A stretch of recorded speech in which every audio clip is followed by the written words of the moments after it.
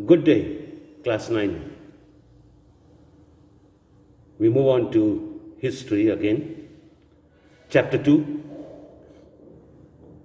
We move on to socialism in Russia. In 1914, all political parties were considered illegal.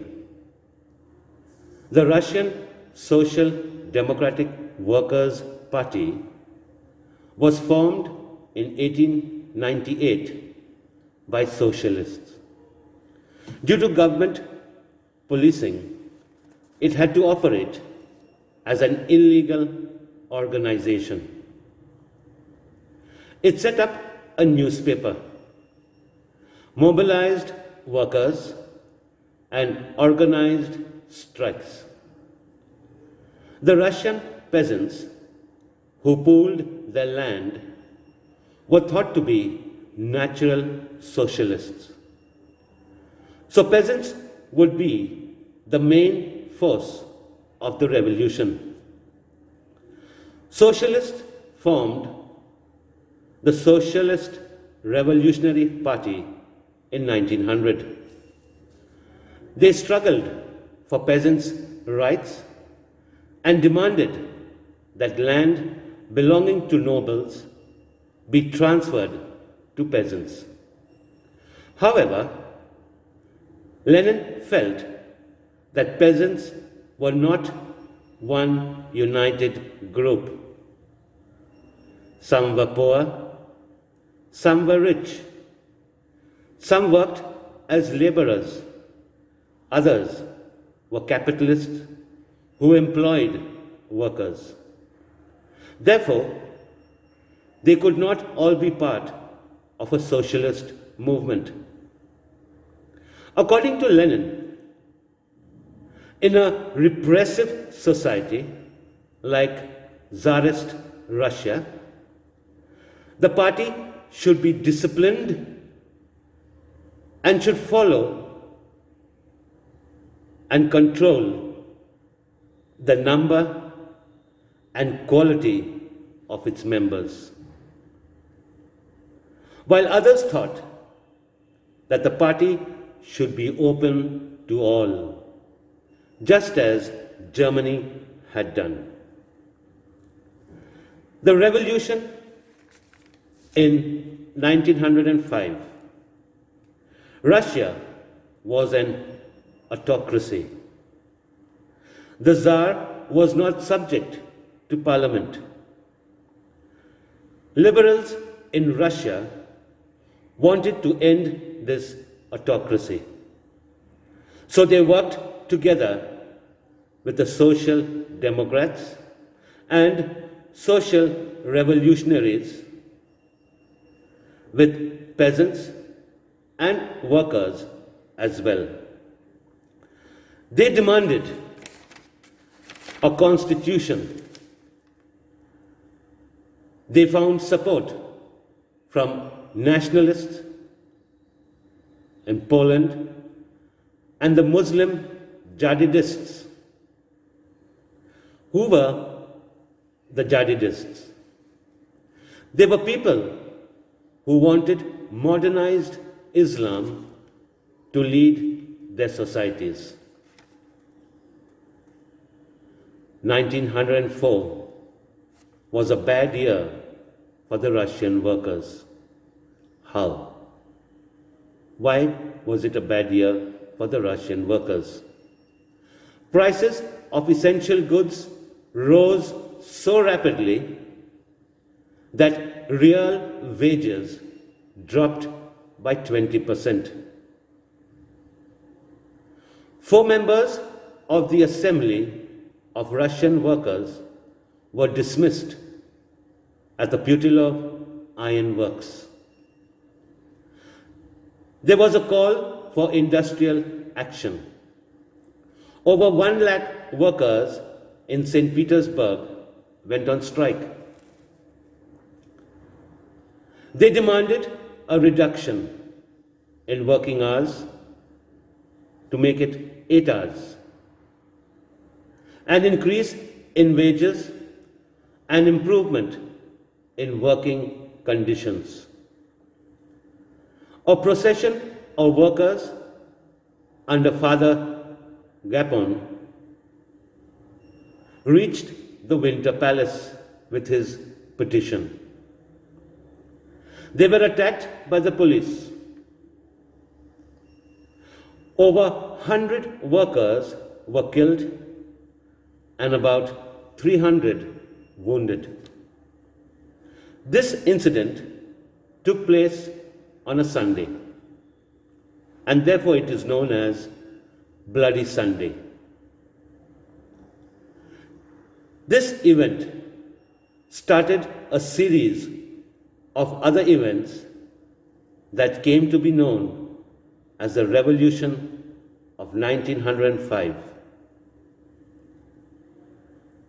What were the outcomes of this revolution? Let us see the course of events. Strikes took place all over the country. Universities closed down as students staged walkouts. They complained about the lack of civil liberties. Lawyers, doctors, engineers, and middle-class workers formed the Union of Unions. They demanded a constituent assembly. During the 1905 revolution, an elected consultative parliament called Duma was created. There was a large number of trade unions and factory committees which were made up of factory workers. But they worked unofficially as they were declared illegal. Severe restrictions were placed on political activity. After 75 days, the Tsar dismissed the first Duma and re-elected the second within 3 months. He changed the voting laws and packed the third Duma with conservative politicians. The liberals and revolutionaries were kept out. We move on to World War I and the Russian Empire. In 1914, war broke out between two European alliances, Germany, Austria, and Turkey on one side, France, Britain, and Russia on the other. It was called the First World War. The war was not very popular in Russia, but many supported Russia's participation in the war. As the war progressed, the Tsar refused to consult the main parties of the Duma. Therefore, he began to lose support. Anti-German sentiments increased. Tsarina Alexandra's German origin and her poor advisors made the autocracy unpopular. The war was fought on two fronts, the eastern and western fronts. In the east, armies moved a good deal and fought battles, leaving a large number of soldiers dead. Defeats were shocking and demoralizing. Russia's armies lost badly between 1914 and 1916. By 1917, there were 7 million casualties. As the Russians retreated, they destroyed crops and buildings so that the enemies would not take refuge or have any food to eat. However, this situation discredited the government and the Tsar. What were the effects of the First World War in Russia? Russia not only lost a huge number of soldiers in the war, it had a severe impact on industry. Russia had few industries, and the country was cut off from other supplies of industrial goods. As a result, in Russia, industrial equipment disintegrated faster. By 1916, railway lines began to break down. Why? Able-bodied men were called to join the army. In cities, bread and flour became scarce as large supplies of grain were sent to the army. Small workshops were shut down. By 1916, during the winter, riots at bread shops became common. The February Revolution in Petrograd. Conditions in Petrograd, the capital, were sorrowful. The city seemed to stress the fact that people were divided. The workers' quarters and factories were located on the right bank of the river Neva, while on the left were the Winter Palace and official buildings, as well as the hall where the Duma met. In February 1917, food shortages were deeply felt in the workers' quarters.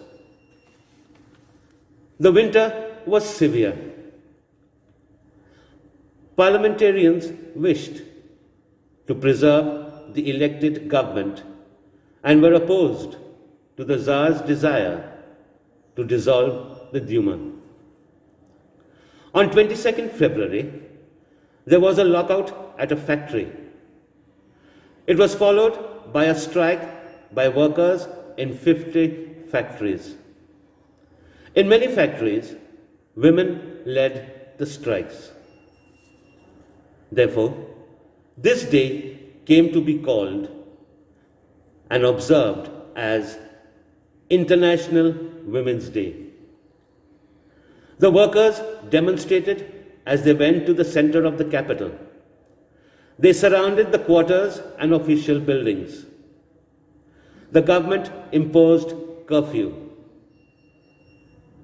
The demonstrators left, but soon returned on 24th and 25th.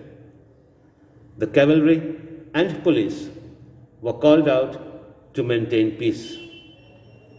On 25th February, the government suspended the Duma. Politicians spoke against this measure. Demonstrators came out in huge numbers onto the streets. They ransacked the police headquarters. People came by the thousands, shouting slogans about bread, wages, better hours, and democracy. The situation was getting uncontrollable. The cavalry was called out again, but they refused to open fire on the demonstrators. 3 regiments joined the striking workers. Later, the workers gathered to form a Soviet or council. This was the Petrograd Soviet. The following day, the military commanders advised the Tsar to abdicate. Abdicate here means to give up power or give up the throne. He abdicated on 2nd March. A provisional government was set up. Now, Russia's future would be decided by a constituent assembly elected on the basis of universal adult suffrage. Petrograd had led the February Revolution and brought down the monarchy in February 1917. What happened after February? People of power and wealth were influential in the provisional government. Among these groups were the liberals and socialists who worked towards an elected government. Restrictions on public meetings and associations were removed. Soviets were set up everywhere, but no common system of election was followed. In April, Lenin felt it was time for the Soviets to take over power.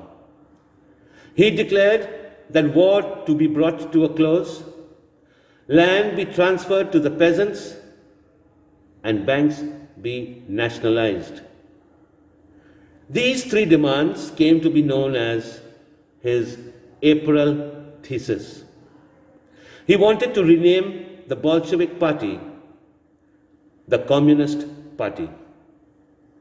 However, many within the party were surprised by Lenin's April thesis. They thought that the time was not right for a socialist movement. There were certain developments that took place which changed this attitude. The workers' movement spread. In industrial areas, factory committees were formed which questioned the way industrialists ran their factories. Trade unions increased and soldiers' committees were formed. In June, an all-Russian Congress of Soviets was held. The government began losing its power. So it decided to take stern measures against the spreading discontent. What did the government do? First, it resisted the attempts by workers to run factories and began to arrest leaders. Secondly, popular demonstrations staged by the Bolsheviks were sternly suppressed. Many leaders had to go into hiding. In the countryside, peasants and their socialist leaders pressed for redistribution of land. Land committees were formed to deal with this. Between July and September 1917, peasants seized lands.